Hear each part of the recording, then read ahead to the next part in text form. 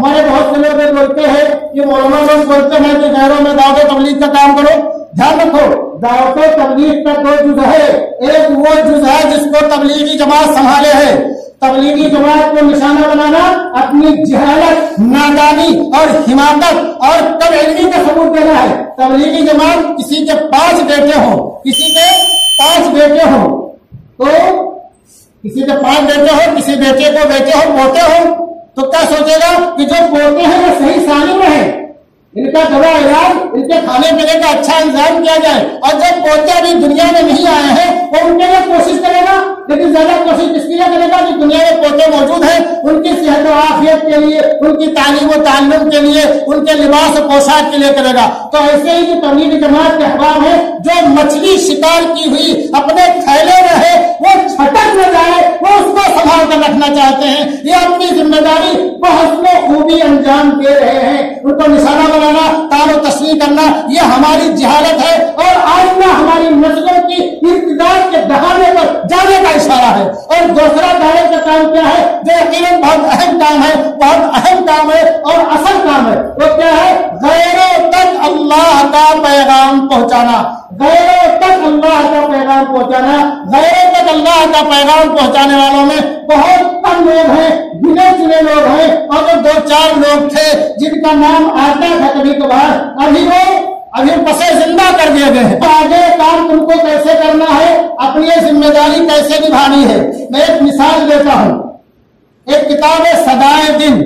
دنیا کی تاریخ میں بہت سے مفکرین آئے، مصلحین آئے، علماء آئے، مشائخ آئے، لیکن ماضی قریب میں جس کو دنیا نے مفکر اسلام کہا اور جس کی 32 سال کی عمر میں ماذا خسر العالم بانحطاط المسلمین، 32 سال کی عمر میں کتاب حضرت نے لکھی اور اسی عمر میں پوری دنیا میں ان کا ڈنکا بج گیا. اور حضرت کی کوئی ایسی کتاب نہیں ہے کہ جس کتاب کا دنیا کی مختلف زبانوں میں تذکرہ نہ ہوا ہو.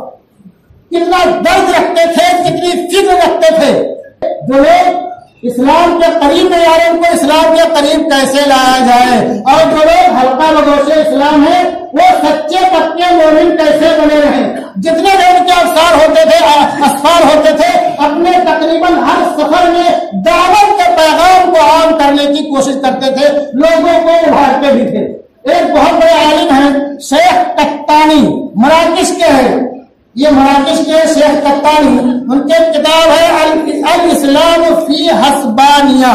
اسپین یعنی اندلس کی تاریخ اگر آپ نے پڑھی ہوگی، نہیں پڑھی ہوگی تو پڑھ لینا کہ وہاں مسلمانوں کی عظیم قوت رہا کرتی تھی. لیکن ایسا ستیہ ناش ہوا اور کیا پاچا ہوا کہ مسلمان کیا وہاں کوئی اللہ اکبر کہنے والا، کوئی کلمہ توحید پڑھنے والا نہ بچا. یہاں تک کہ دنیا کی جو سب سے بڑی مسجد تھی اس میں کوئی اذان دینے والا نہ بچا. اس طرح سے یا تو تحس نحس کر دیا گیا، یا مرتد ہو گئے، یا جلا وطن ہو گئے، یا کوچ کر گئے، ہجرت کر گئے. حضرت نے جب وہاں کا سفر کیا ہے تو جو بچے آتے ہیں دوسرے علاقوں سے پڑھنے کے لیے، برناتا، آسٹریلیا اور یہ میڈرڈ میں، تو حضرت کہاں جاتے تھے تو لوگ جھوٹ جاتے تھے. حضرت کا بیان بھی ہوتا تھا، رائے مشورہ بھی لوگ لیا کرتے تھے. تو حضرت جو نوجوان وہاں مسلم نوجوان تعلیم حاصل کرنے کے لیے تھے تو ان طلبا کو آپ نے مخاطب کر کے کہا کہ تم یہاں پر ہو، تمہاری ذمہ داری بنتی ہے کہ تم اللہ کے پیغام کو عام کرو. تم کو پڑھنا بھی ہے، دھیان رکھو، پڑھنا بھی ہے اور اللہ کے پیغام کو عام کرنا بھی ہے. اور ایسا ماحول بنانا ہے کہ کم از کم یہاں ایک مسجد بن جائے جس میں 5 وقتہ اذان اور نماز باجماعت.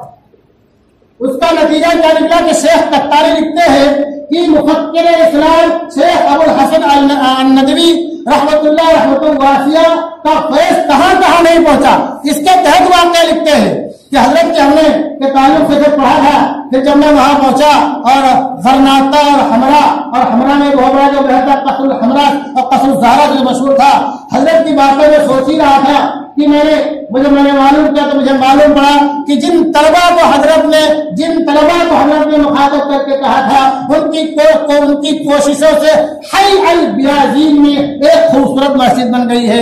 बहुत से लोग हल्का बगोश इस्लाम हो गए हैं और वहां 5 वक्त नमाज जमात के साथ होती है। तो नौजवानों, तुम अपने आप को महज एक तालिबे इल्म न समझो, डॉक्टर बनने वाला, इंजीनियर बनने वाला और आगे चल करके साइंसदान बनने वाला और एक बहुत बड़ा माशी प्रोजेक्ट खड़ा कर देने वाला न समझो। तुम ये सब करने वाले हो, तुम डॉक्टर बनने वाले हो, इंजीनियर बनने वाले हो, तुम बहुत बड़ा माशी प्रोजेक्ट काम कर खड़ा करने वाले हो और तुम अपने कौम की, कुंबे के, कबीले की खिदमत करने वाले हो। लेकिन उसके साथ साथ तुम्हारी एक बड़ी जिम्मेदारी है, तुम्हारी एक बड़ी जिम्मेदारी है कि तुम जहां भी रहो, जैसे भी रहो, जिस माहौल में भी रहो, जिन हालात में भी रहो, जनाब रसूलुल्लाह सल्लल्लाहु अलैहि वसल्लम का जो मिशन था उस मिशन को मत भूलो। हर मौका, हर घड़ी, हर लम्हा, जहां से कहीं भी तुमको फुर्सत मिले, मौका मिले, तुम जनाब रसूलुल्लाह सल्लल्लाहु अलैहि वसल्लम के मिशन को आम करने वाले बनो। और सबसे पहले मिशन कैसे आम होगा कि तुम जनाब सल्लल्लाहु अलैहि वसल्लम की जिंदगी अपने अंदर उतारो, उनकी जिंदगी अपने अंदर उतारो, उसके बाद ज़बान से तुम उसको लोगों के सामने अदा करो तो असर होगा। वो शायर कहता है कि हुस्न किरदार से नूर मुजस्सम हो जा, हुस्न किरदार से नूर मुजस्सम हो जा, कि इब्लीस भी तुझे देखे तो मुसलमान हो जाए। तो नौजवानों, सबसे पहले अपने आप को जनाब रसूलुल्लाह सल्लल्लाहु अलैहि वसल्लम की जिंदगी में ढालने की कोशिश करो तो तुम्हारा सरापा दाई बन जाएगा, तुम्हारी जबान भी दाई बन जाएगी, तुम्हारे हाथ दाई बन जाएंगे, तुम्हारे सूट, बूट, कोट, पतलून, तुम्हारा टाई, तुम्हारा हेड, तुम्हारा चेहरा सब दाई बन जाएगा कि तुमको देख करके लोग पूछेंगे कि किस घर का लड़का है, किस मजहब का लड़का है, किस धर्म का लड़का है। तो क्या भाई तुम्हारा धर्म क्या है, तुम किसको मानते हो शरीफ आदमी हो। तो इस तरह से आप फितरी तौर पर जनाब रसूलुल्लाह सल्लल्लाहु अलैहि वसल्लम का जो मिशन था उसमें तुम लग जाओगे और बाद में तुम्हारे जबान का नंबर आएगा उसके बोलने का, फिर तुम्हारी उंगलियों का नंबर आएगा लिखने का। रसूलुल्लाह सल्लल्लाहु अलैहि वसल्लम की सीरत और जिंदगी के बारे में बस मैं याद कर दूं कि 2-3 जुमा से जो बातें हो रही थी वो खाली आपको सुनाना मकसद नहीं था, बहुत सी बातें रह गई, वक्त कम होता है।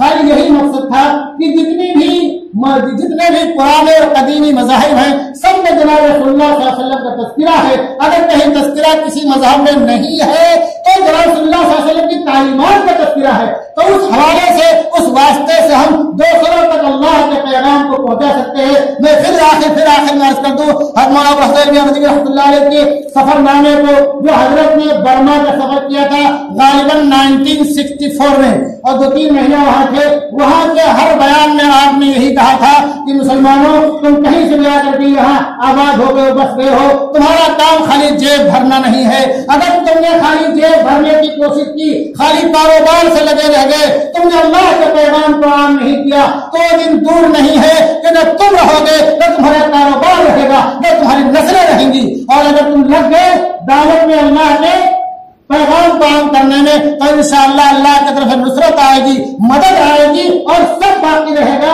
और रूज और तरक्की तुम्हारा मुकद्दर बन जाएगा। दोस्तों, हजरत ने हर तकरीबन 1.5 महीने हुआ थे, हर बयान में आपने कहा था और आपने मौके से ये कहा कि अगर मेरा बस चलता, तबलीग जमात के ताल्लुक से, कि अगर मेरा बस चलता तो जितने मुसलमान हैं सबकी दुकानों में ताले डाल देता और कह देता तुम बर्मा के आखिरी सिरे तक जा करके पहुंचो और जहां कहीं कोई मुसलमान रहता बसता है, झोपड़ी में रहता बसता है या झाड़ के नीचे रहता बसता है या जंगलों में रहता बसता है, उससे जाकर के तुम यह अहद लो कि हम जिएंगे तो इस्लाम पर जिएंगे और मरेंगे तो कलमे पर मरेंगे। कैसे भी हालात आए, कैसे भी मुश्किलात और परेशानियां आए, हम कलमे पर ही मरेंगे। एक तो उससे अहद लो।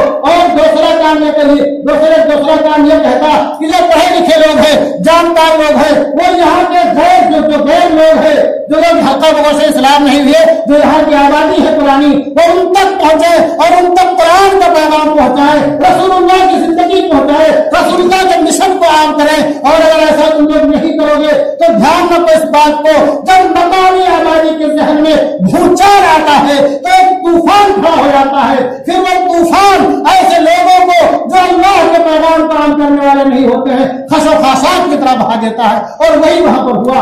अल्लाह तबारक व तआला हम तमाम लोगों को और हमारी नस्लों को इस्लाम पर बाकी रखे और ईमान पर खात्मा फरमाए और हम तमाम लोगों को अल्लाह का पैगाम आम करने वाला हर आन हर घड़ी बनाए। वमा अलैना इल्लल बलाग।